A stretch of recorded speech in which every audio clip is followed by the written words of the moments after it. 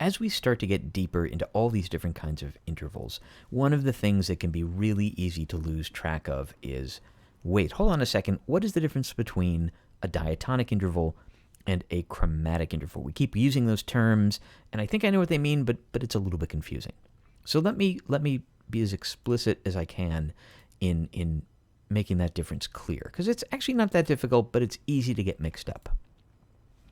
So, a diatonic interval, and this is what we talked about way back at the beginning of the course, a diatonic interval is simply an interval that is counting the distance between letter names. So, for instance, if I'm going from D to B, I'm counting 1, 2, 3, 4, 5, 6 letter names.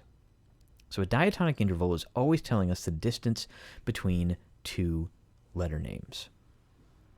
A diatonic interval will always be a single number, a 6, or a 5, or a 12, or a 10, or a 2.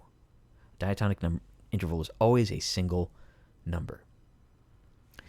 When we add a diatonic interval to a quality, or when we add a quality to a diatonic interval, and by quality I mean those things that we've been learning about: major, minor, perfect, augmented, diminished, something that tells us about the number of half steps in the interval, then we have a chromatic interval.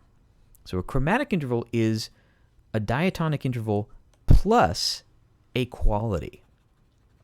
So a chromatic interval will always have two parts to it. It'll always have a number, like a 2, but it will always have a quality, like a minor.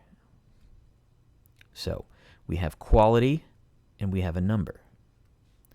Another example of a chromatic interval is going to be a major sixth.